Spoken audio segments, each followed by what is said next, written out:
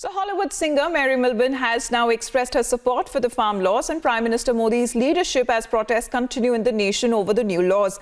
Farmers are the backbone of any country's ecosystem, where in a public statement released by the singer, she said, and I quote, "We must always take care of those who work the land and also protect the land," unquote. Mary Millben spoke to Republic in an exclusive conversation. Listen in.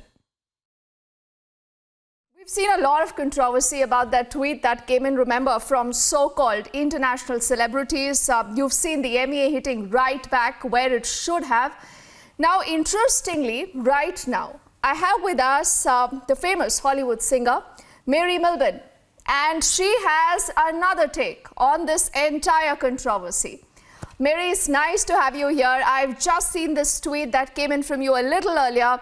You say, and I quote you here, "I have faith in the Prime Minister. We must always, you say, take care of those who work the land," that is the farmers, "and protect the land," that is the soldiers. Now is the time for ambassadors of peace to rise. She says, and then she also puts out her entire statement. You can actually go to her Twitter timeline and read more about it, Mary. What made you actually say this? What made you write this? Were you angry? What kind of emotions crossed you when you first saw what was happening?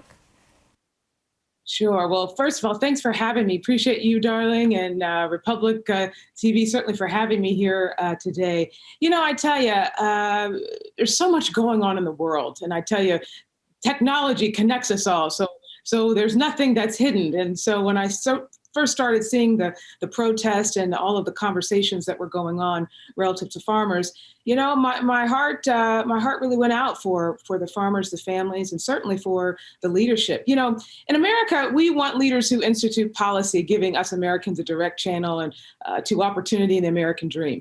And I really believe at the heart of this issue, Prime Minister Modi and the formation of the farm bills hits home to that. It's giving farmers a direct channel to the Indian dream. And so when I saw these protests and all of the conversation going on, you know, I wanted to contribute positively to the conversation because I felt that there were some points of the bill that were missing in the overall conversation. In addition to, I have a love for India. I have a love for the Indian people. I have a relationship, certainly, with the Indian people. I've had the great pleasure to get to know a lot of farmers, their families, the Indian people over this last year through my performances for India's Independence Day and again for Diwali. So I really had a burden for the farmers and their families, and certainly with my respect for Prime Minister Modi, I wanted to contribute positively to the conversation.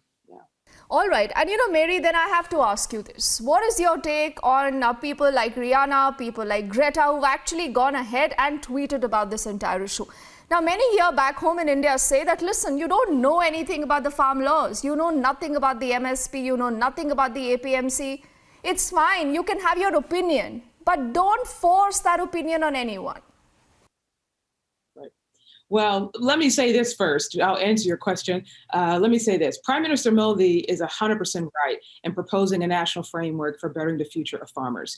He and the bills are rescuing farmers from a middleman, per se, and giving them a direct access to opportunity in their profit, giving farmers the option of selling outside of this so-called control system. That's free market, that's free enterprise, that's democracy.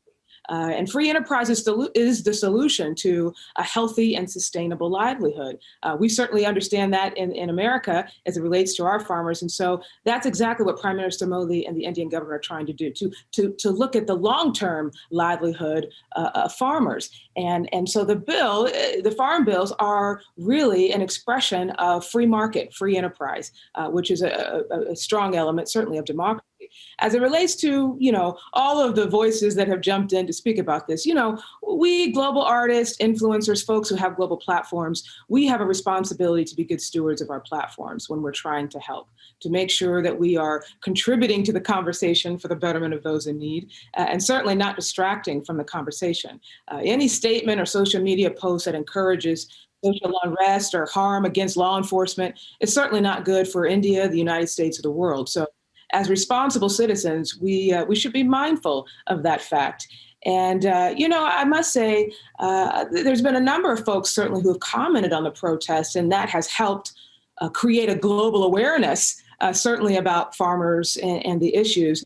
But in my opinion, their comments were rather uneducated and certainly fueled the fire rather than really helping to contribute to the real purpose of what Prime Minister Modi is doing and the importance of this bill as it pertains to the long-term livelihood of farmers. Okay, now, Mary, this question is really important and something that I really want you to be honest about. The first most important thing is that who really are these people opining about the farm laws here in India? Is this just a coincidence, Mary, that you see them tweeting one after the other, or you think this is a part of a larger plan, a conspiracy, a global conspiracy against India? And then there was also a reference of an international toolkit. This is what Republic broke. Greta Thunberg had put out that tweet, she deleted, then she modified and again pasted a tweet. So this makes us ask that who really is behind this conspiracy right now to malign India?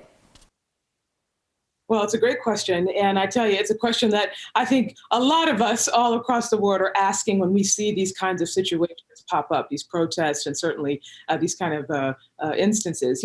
I don't know about a global conspiracy, but I can tell you every country, the United States included, has energies that are anti-government, which find their way into important moments like what India is experiencing right now.